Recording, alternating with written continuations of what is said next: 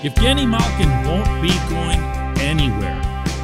Not now, not soon, not ever when it comes to being employed in the National Hockey League. Good morning to you. Good Thursday morning. I'm Dejan Kovacevic of DK Pittsburgh Sports. This is Daily Shot of Penguins. It comes your way bright and early every weekday. If you're into football and or baseball, I also offer up daily shots of Steelers and Pirates, where you found this.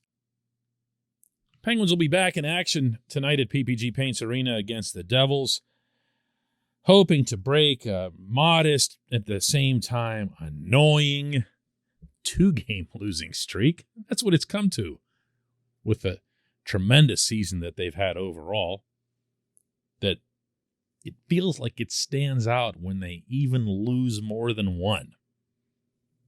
But they went down in Toronto, and then they went down Sunday against the Hurricanes, and they weren't identical games, but they had kind of a similarly deflating feeling afterward, in the sense that those are two legit Eastern contenders, and the Penguins could have flexed some muscle there and really didn't in either game. We'll see if they can get back on track tonight, albeit against a much lesser opponent in a mostly young and mostly damaged New Jersey team. Malkin hadn't been available to reporters ever since setting up Sidney Crosby's 500th goal, and by the way, very cleverly commenting underneath a Chris Letang Instagram post about the 500th goal that it had been quite some assist that he contributed to the process. This came up with Malkin yesterday as part of a question about whether or not he'd like to have 87 set up 71 for his 500th here someday. It's a special moment for sure for me, for Sid, and I think for Tanner. We when Sid scored, we three played together 16 years, and we we stay on ice same time when Sid scored. It's I think it's a great memory for all of us, and for me. I'm happy to see it. He's an amazing player. He's deserved with everything, and every goal he scored, I'm glad to give him assist. It's great memory for me for sure, and I hope some days he give me assist my 500 goals. You know, a lot of people like to say hockey players never have anything interesting to offer. Those are people who don't spend enough time around Gino. Quite the personality, to say the least. This portion of Daily Shot of Penguins is brought to you by the good people at the Greater Pittsburgh Community Food Bank, where they're committed to providing food for all of our neighbors in need across Western Pennsylvania. They, in turn, need your help. Find out how $1 can be turned into 5 full meals for those in need. Visit pittsburghfoodbank.org. I share this today only because there seems to be increasing discussion and debate about who the Penguins will be able to keep, who they'd want to keep out of a class of pending unrestricted free agents that includes, obviously, Gino and Letang, but also Brian Rust and some lesser lights along the way that might become hard decisions depending on how the season plays out, like Danton Heinen and Evan Rodriguez. We've seen already Ron Hextall has signed in season, both of them just within the past month, actually, Jeff Carter and now Chad Ruhwedel. And no, those aren't the biggest fish, but they also aren't the smallest, and they're not non-fish in this scenario either. Which is to say, it's not as if Hextall and Brian Burke have put together some sort of policy that rejects negotiating in season. They could and would, theoretically, sign any of these guys now if they could. But none of the big guys so far has put pen to paper. What might be the holdup there? I'm still going to point the finger toward Letang on this one. Every indication that I've gotten from the inside is that Letang not only expects a raise on his current pay of $7.25 million per year. And I'm not sure he's out of line to do that. But he also expects a significant term, not just 3 years. Whereas what I hear about Gino is a lot more conciliatory. He's currently making 9.5. He's still a very, very good player, as we see on a regular basis. As recently as the previous couple NHL seasons, he remained among the game's most prolific performers at 5-on-5 on a per game or on a per hour basis for those into the more advanced analytics. But he's not a $9.5 million player anymore. And more relevant to that, you heard him. He doesn't want to go anywhere. He wants that ovation that Sid got. He sees himself, and rightly so, if you'll recall from earlier this season, as rich guy. He is a rich guy. He's got a ton of money. He's set for life. And if you know Gino, you know that it's authentic when he says that he wants to be here, that he wants to be next to Sid, that his main objective for the remainder of his career is to win a fourth cup in Pittsburgh. Because, as you might have heard him hint in that session I played for you there, he sees his legacy in a lot of ways as tied to Sid's and in turn tied to Letang's. Those guys, and only those guys, were part of all 3 of these cups that they've won.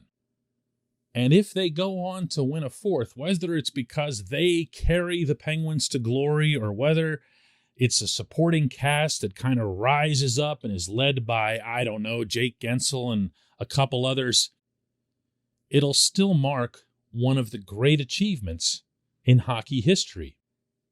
He knows that. They all know that. And by the way, within that, you'd better believe Chris Letang knows that. I did a lot of thinking about him on my trip to Toronto last week. Not sure why. Just kind of popped into my head. And I understand that Kent Hughes, the new general manager in Montreal, was Letang's agent for years. And I understand that the Habs would have all kinds of incentive to overpay for Letang. They probably had that incentive even before Hughes took over. And now it's something of a no-brainer, at least from the Montreal standpoint. But I'd also emphasize this to Letang should he seriously consider anything at all from the Canadiens down the road. And that's this. That team stinks. That team is going nowhere. That team got to the Stanley Cup final last summer based almost entirely on the strength of 2 Herculean performances by players who no longer are there or are significantly diminished. That being, in order, Shea Weber and Carey Price coming off a significant injury. The truth about the Canadiens is a lot closer to what you see now than what you saw then. And anyone who's paid even cursory attention to Letang's personality over the years, at how he handles adversity, meaning when his team stinks on those few occasions that it has in his tenure here, just try to picture him going through that up there. When we come back, just one question.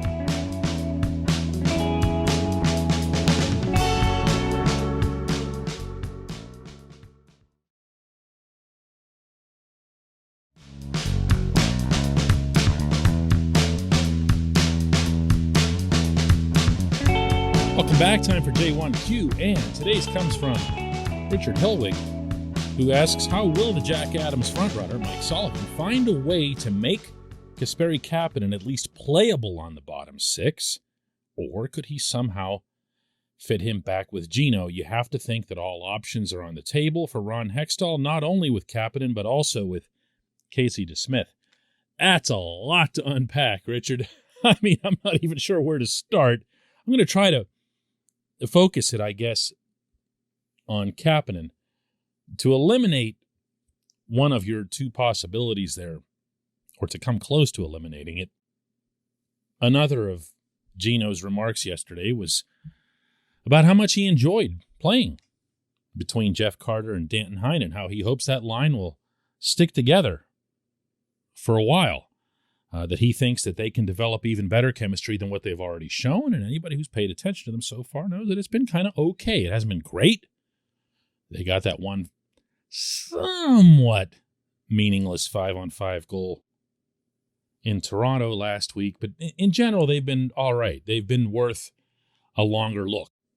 And as for what else Sullivan can do, well, Richard, I'm going to take your Jack Adams frontrunner reference as non-derisive, meaning that you meant it in a genuine way, but also as possibly something of a challenge to Sullivan. And I should point out right here that Sullivan has used that word himself as related to Kapanen, meaning that he's challenged himself as a head coach to get the best out of this player. And so far, it's only happened in spurts. I get it. Look, I watch Kapanen in practices. It can drive you nuts. Everyone on the team watches him in practice. Hextall, Burke, Sullivan, the whole staff, the rest of the players. And when they do, they're seeing maybe, at least in some ways, the most talented individual among them. I know how silly that sounds because we also all watch him in games. And he isn't that guy. Seemingly by choice. He enters a zone, he pirouettes, he pulls up, he does something backward, despite having every physical tool available to him to go forward. Now, you can, as some have done and continue to do, question his courage, except that he really doesn't have a history of being non-courageous. We've seen him, including this season, when he's gone to the net. He's gone hard, and he's paid a price. And he's just brushed himself off as if it was nothing. And that makes you even more nuts, because now you're really trying to see what's in his head, what's going on there. It's hard to say. When you ask him directly, and I've done this, he'll come back by repeating exactly what the coaches are telling him to do, and not in a denial kind of way and not in a negative kind of way. The way, for example, those of you who go back a little bit, that Alexei Kovalev used to do. When I would ask Kovalev what the coaches were telling him, he'd kind of have this eye roll and say, oh, you know, those guys, they'll just talk about this and talk about that, and I just got to play my own game. There's none of that with Kapanen. It would almost be refreshing if there was, because then you could explain this. What I do know and what is certain is that across the scope of sports, coaches, evaluators, administrators hate nothing more than when they have a visible talent right in front of them and they can't maximize it. They feel like a lesser version of themselves when that happens. They don't take it out on the player, they take it out on themselves. And that's the sense that I get right now from the people running the Penguins. Their fear, in this case, would be that they would cast off Kapanen in some form. He'd go somewhere else and he'd suddenly see the light and start going to the net and scoring the 30 or 40 goals that everybody knows that he could, if only he'd move in a straight line and utilize that outstanding, and I mean outstanding, shot that he's got. Watching Patrick Laine in Columbus now and the way he's lighting the lamp, and I don't mean to compare Kapanen's release to Laine's. Laine's in a class of, I was going to say, 3 or 4. It might be in a class of about 5 or 6 in the league of people who can put the puck on the net with that kind of flash. But Kapanen's not far behind. We don't see it because, again, he doesn't utilize it much, and way too often when he does, he misses the net because he's trying to pick some corner instead of just letting it rip. Liney's overtime goal the other day, just crossed the blue line, took a pass and just let it fly, and it went center of the net. But it went center of the net with unbelievable quickness and velocity. The goaltender never had a chance. That's stuff Kapanen could do. He could. I can see, hear, and feel you right now going, you're out of your mind. No way. He actually can. But that doesn't mean that he will, and that further doesn't mean that the Penguins have forever to figure it out. Remember that he's a restricted free agent after this season. He's already a $3.25 million cap hit for far too little production. And yeah, that's coming home to roost. I appreciate the question. I appreciate everyone listening to Daily Shot of Penguins. We'll do another one tomorrow.